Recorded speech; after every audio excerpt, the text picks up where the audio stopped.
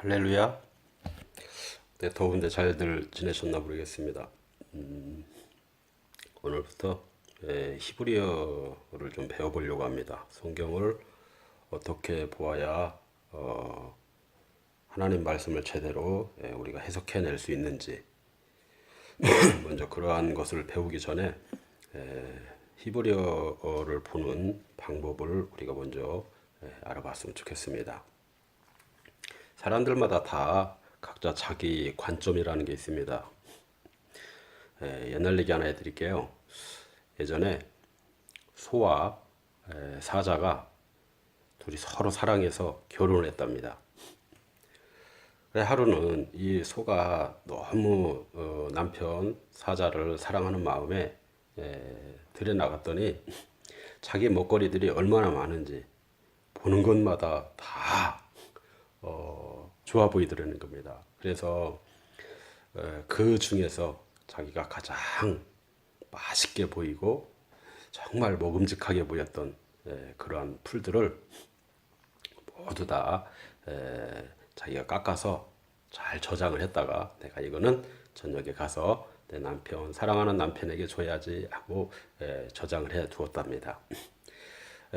이고 저녁이 돼서 집에 돌아와서 남편에게 그것을 내놓으면서 어마어마한 자랑을 합니다.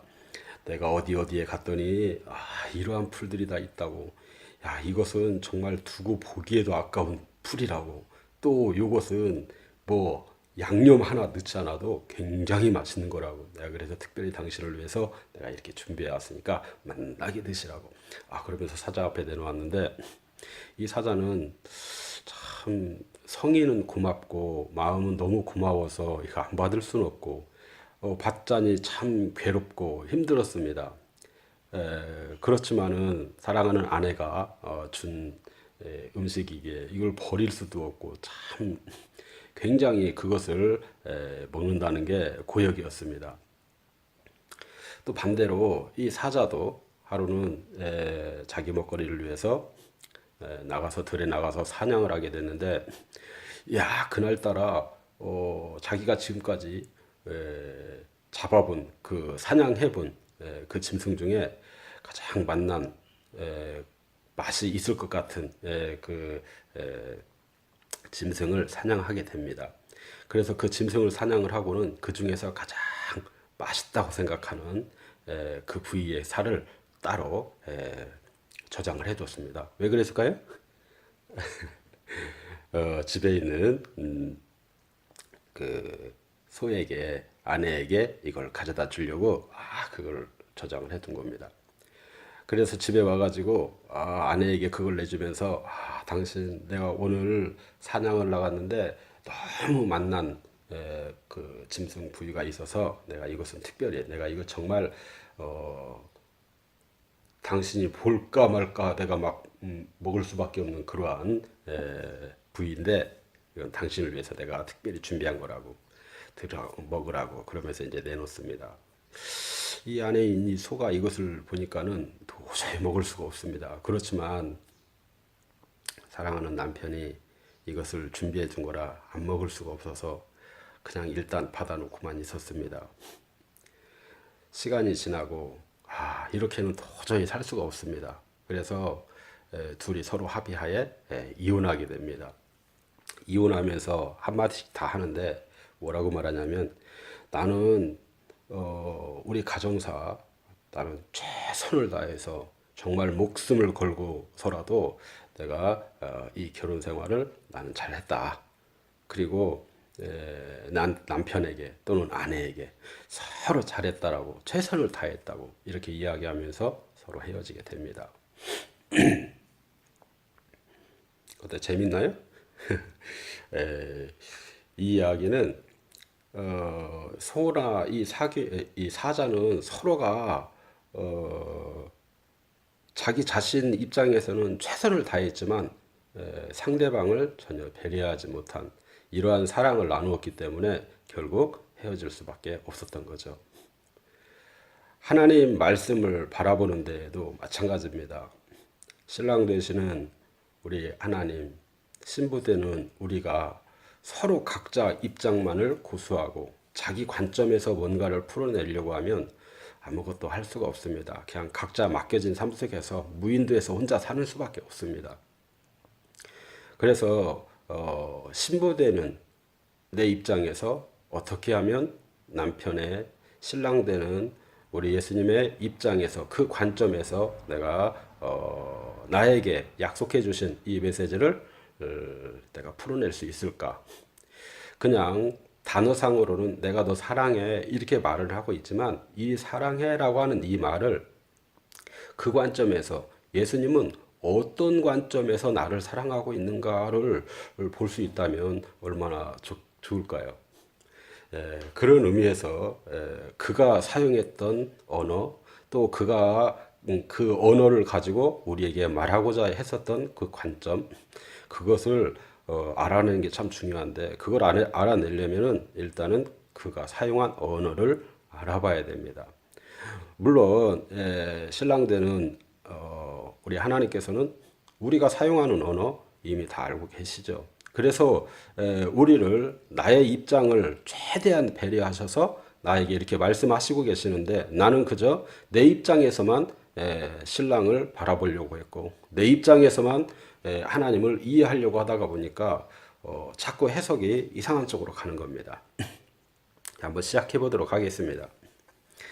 히브리어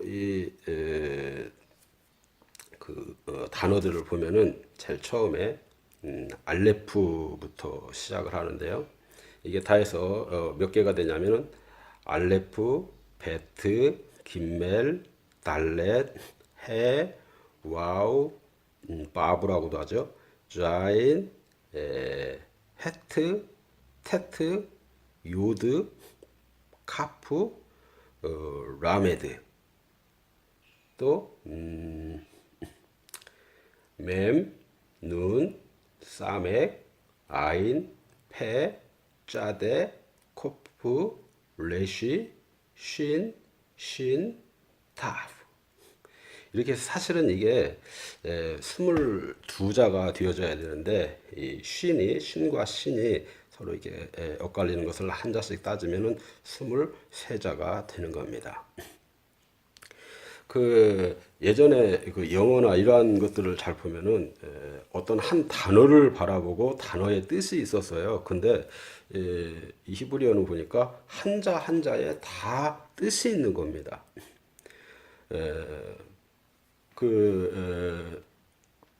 한번 화면을 한번 보도록 하겠습니다. 그 화면에 떠 있는 상태로 보니까 거기 뭐라고 나와죠? 문자라고 제가 이제 기록해 놨는데 문자하고 꼬리명이라는 게 있고 이름이 있고 일반적인 의미가 있고 내면적인 의미도 있는데 이건 상징적인 어떤 의미입니다. 영어 표기법, 한글로는 어떻게 또 이 히브리어에는 각자에게 다 숫자적인 개념이 있는데 한 글자 한 글자에 다 숫자가 매겨져 있습니다. 그래서 이들은 알파벳 어떤 그 숫자를 사용한다라기보다 히브리어로 다 그 숫자를 기록하고 있다 보면 되는 겁니다. 그 숫자는 이것을 이제 게마트리아라고 이렇게 이야기를 하는데 알레프가 2를 상징합니다. 그러니까 이제 이런 식으로 따지면은 1, 베트가 2, 김멜 3, 그 다음에 달렛이 4, 그 다음에 해가 5, 그 다음에 바브가 6, 그 다음에 자인이 7, 헤트가 8, 테트가 9, 그 다음에 요드가 10, 그 다음부터는 이제 카프가 20입니다. 그러니까 만약에 여기에서 11이다 그렇게 이야기하면 요드와 알레프를 같이 쓰는 거죠. 그러면 11이 되는 겁니다. 자, 그러한 식으로 20은 카프가 되는 것이고요. 라메드는 30이 되는 겁니다.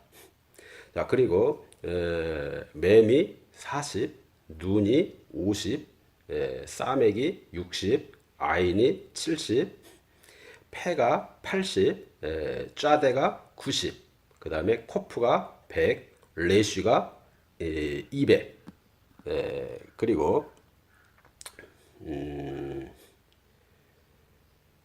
쉰이 300, 신이 그것도 똑같이 300입니다. 타부는 400입니다. 자, 이러한 식으로 이러한 숫자적인 어떤 개념이 있는데 예를 들자면 이런 거나 똑같습니다.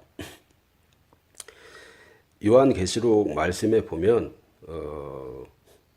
666이라고 하는 그 단어가 있어요. 표기를 원래 히브리어로는 뭐라고 표현을 했는가 봤더니 토로소라고 하는 말로 표현을 해 놓은 걸 보게 됩니다. 이 토로소라고 하는 이 단어 속에는 잘 보면 음절이 타부가 들어갑니다. 타부 제일 처음 첫 글자가 타부, 그 타부가 들어가고 그 다음에 레쉬가 들어가고 그 다음에 사맥이 들어가고 그 다음에 바부가 들어갑니다. 그러니까 이 글자들을 쭉 나열이 되어 있는데 이 글자들을 숫자가 다 있다고 그랬잖아요. 400이 들어가고 레쉬가 200이고 그러니까 벌써 그렇게 하면은 600이 되는 거죠. 그러면 똑같이 아까 사맥이 들어간다고 그랬어요. 사맥은 60이에요. 그러면 6은 뭐죠? 6은 바브입니다. 그러니까 이 글자를 다 합쳐서 해놓으면 이게 666이 되는 거죠. 그럼 666이 되는 이 단어를 이 단어가 어떤 뜻을 갖고 있는가 이걸 보게 되면 이것은 고개를 돌린다. 다시 말하면 화살을 쏘았는데 관역을 향해서 쏜 이 화살이 관역으로 간 게 아니라 관역에서 빗나가다 이런 뜻을 갖고 있습니다.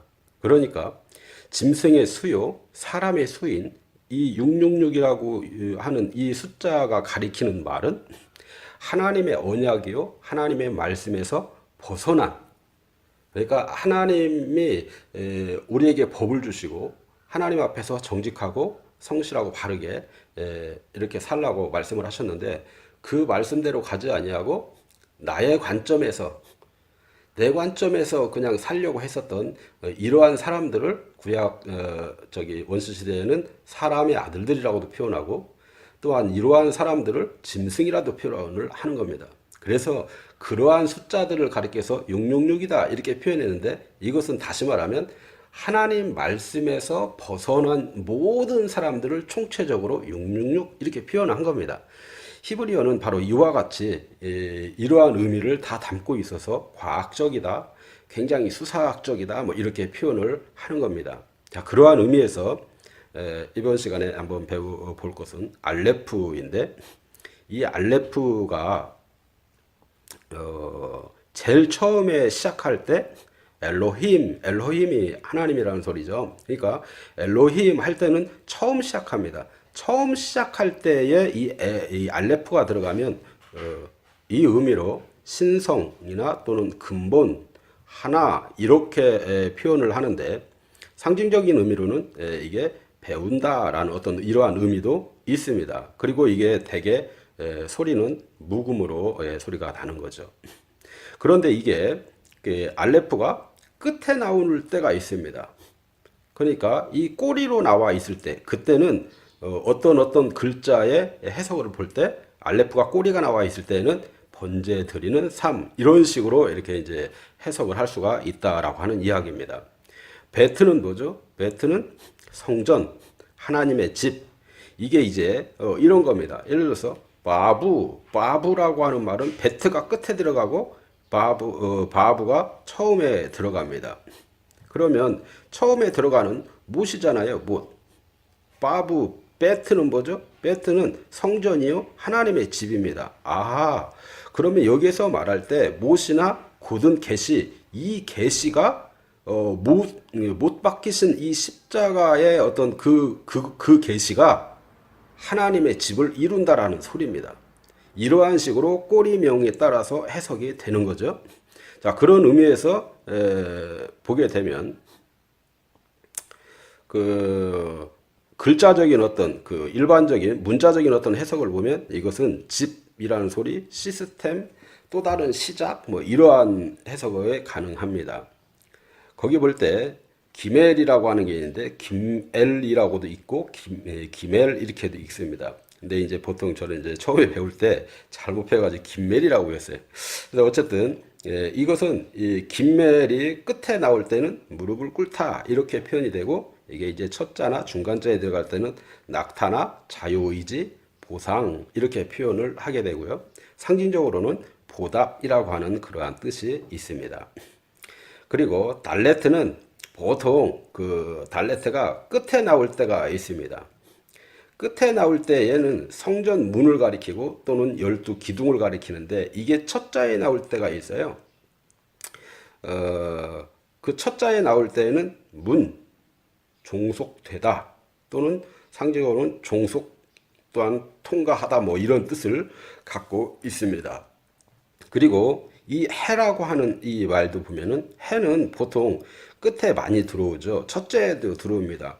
끝에 들어올 때는 호흡하다, 기도하다, 어떤 삶이다 이러한 말입니다. 예를 들자면 사례라고 하는 이 말이 사라 이렇게 표현이 되어 있을 적에는 어떤 거와 호흡이 되고 있다 어떤 이러한 의미입니다. 그러니까 그 전에는 호흡하지 못했다. 호흡하지 못한다는 건 뭐죠? 죽어 있다라는 얘기죠. 근데 그것이 호흡함으로 인해서 이제 산 사람이 되는 겁니다. 그래서 사례가 사람의 딸에게서 다시 사라로 될 때는 호흡하는 영혼, 다시 말하면 생명력이 넘치는 사라, 하나님과 연결된 자, 이런 사람이 되는 겁니다. 아브라함도 마찬가지죠. 자, 그러한 의미입니다. 다시 말하면 이것은 어떻게 생각하면 거듭남이라고도 볼 수가 있는 거죠.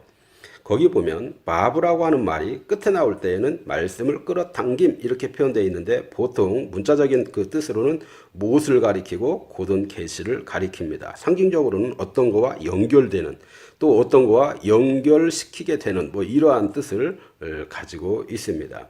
또 그리고 자인이라고 하는 이 말이 끝에 나올 때 육적 속성을 끊어버려라 이렇게 표현되고요. 문자적인 그 해석은 반사되는 빛이나 반응, 무기라고 하는 뜻을 갖고 있고 상징적으로 도구나 수행을 가리키기도 합니다.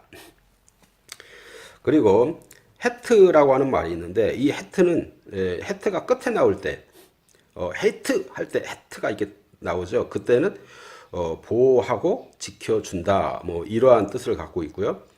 이게 문자적으로는 생명, 삶 이런 뜻을 갖고 있고 저기 상징적으로 생명을 가리키는 말입니다. 그 다음에 테트라고 하는 말이 있는데 이 테트는요 끝에 나올 때는 경험으로 배운다 이런 말이고 중간에 문자적으로 이제 해석을 할 때는 비밀, 선 이런 말이 있고 상징적으로는 선한 것 나사렛에서 무슨 선한 것이 나오냐 할 때 이런 말이 쓰는 거 테트가 들어가는 거죠. 선한 것, 지혜 뭐 이러한 말입니다. 그리고 보통 이 요드라고 하는 이 말은 꼬리에 나올 때 하나님의 손으로 가리키지만 이건 문자적으로도 똑같이 하나님의 손입니다. 하나님의 능력입니다. 히브리인들이 어떤 손으로 하는 어떤 그러한 일들을 할 때에는 반드시 이 요드를 사용했는데 이것이 보통 우리 그 언어 중에 그런 언어들이 있잖아요. 그림이 언어로 이렇게 바뀌게 되는 상형 문자라고 하죠. 이 상형 문자의 이 요드를 보면 마치 손으로 이렇게 세워져 있는 어떤 이러한 모습입니다. 그래서 손으로는 여러 가지를 들 수가 있고 손으로 뭔가 만질 수도 있고 뭐 기술적인 것을 이렇게 이제 부릴 수도 있는데 그래서 이 손은 하나님의 능력이다 이렇게 이제 표현이 되는 겁니다. 카프는 손을 펴면 또 상대방의 나를 가리킨 그 구분 손 이렇게도 이제 표현하게 되는데 문자적으로는 손바닥을 가리키고 이건 어떤 적용한다라고 하는 의미를 있습니다. 상징적으로도 적용한다는 의미가 더 강한 거죠. 이 라메드라고 하는 말은 끝에 나올 때는 막대기로 때려서 바로 세운다 어떤 이러한 뜻을 갖고 있고 문자적으로는 지팡이, 훈련, 구원이 이런 뜻이 있고요. 상징적으로는 뭔가 익힌다라고 하는 어떤 이러한 소리가 되는 겁니다.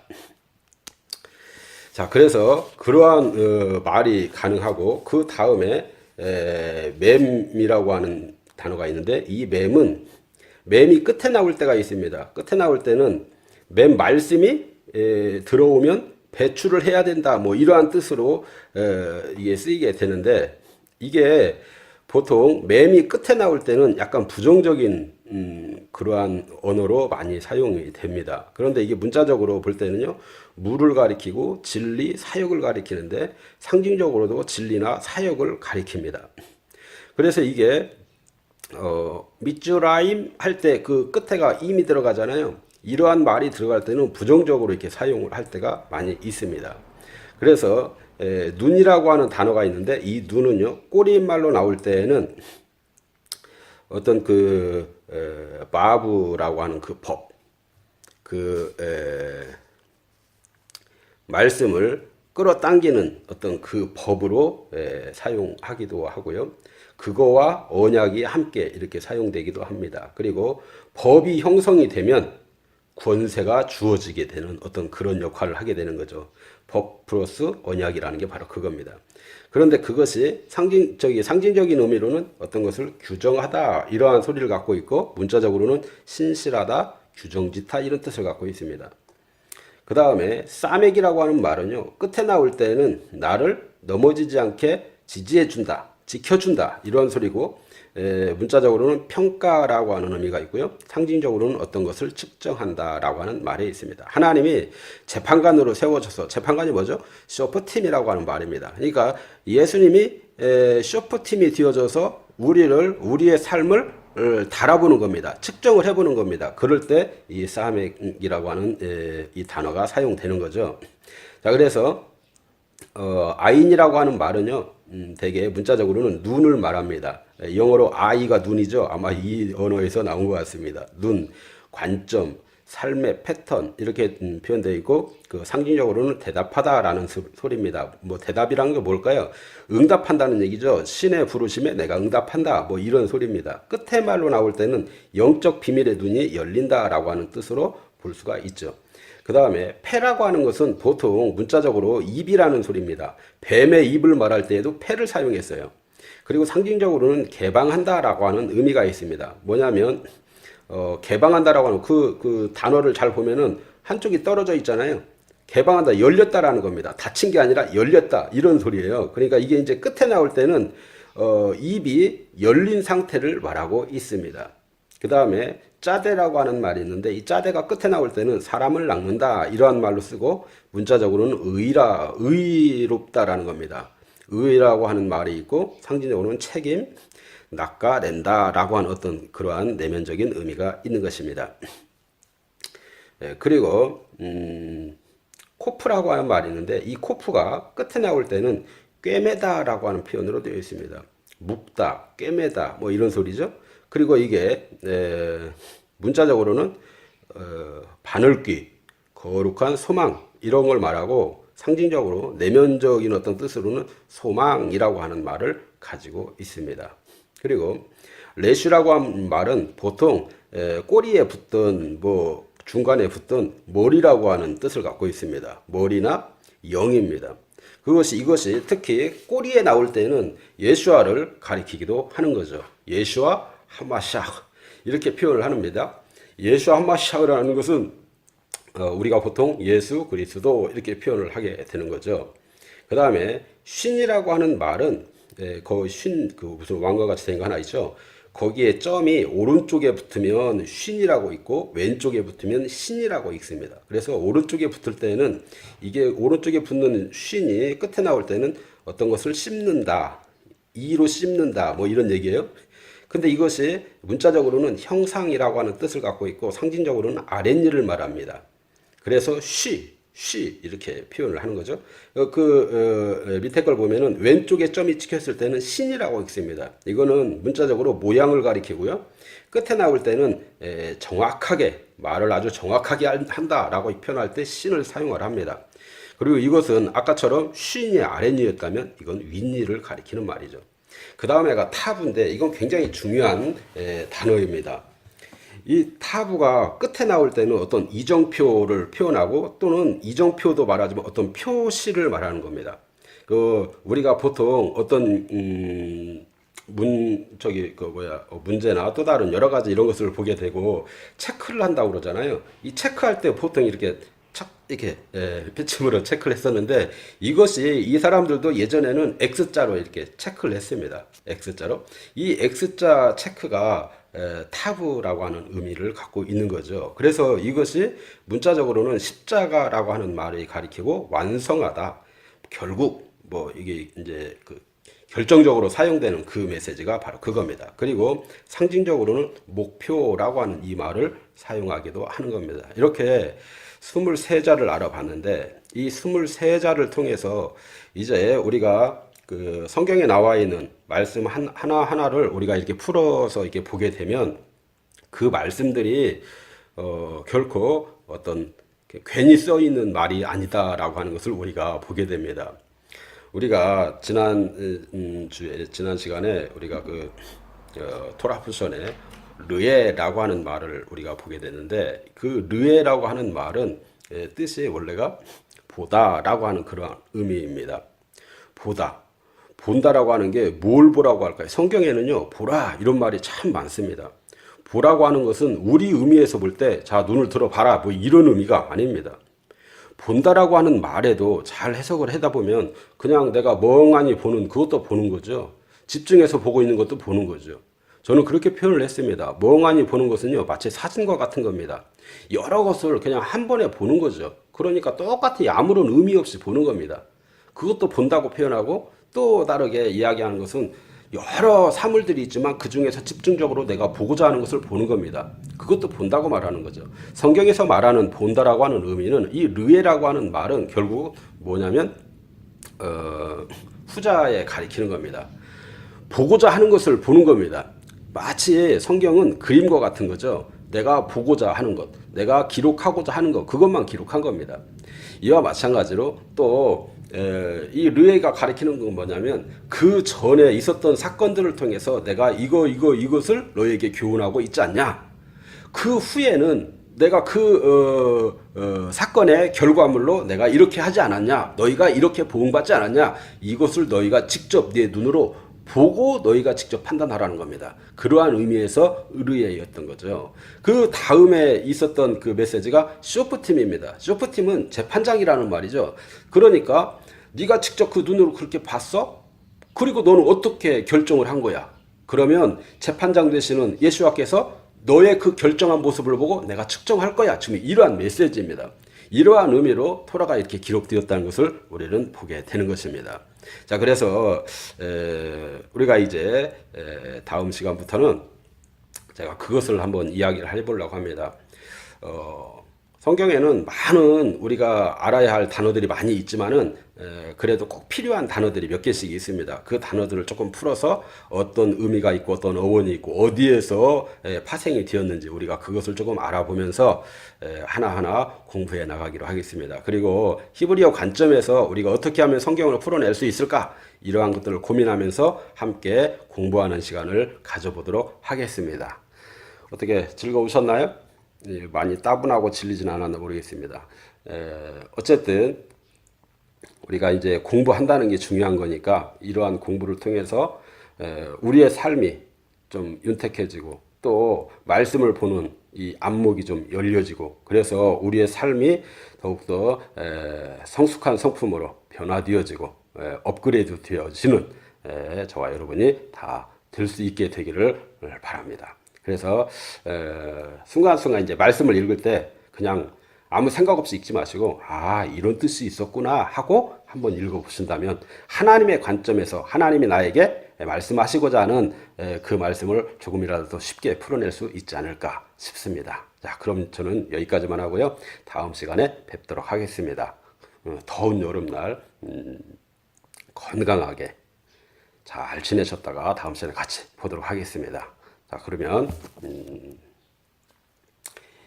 다음 시간에 만나기로 하겠습니다. 할렐루야.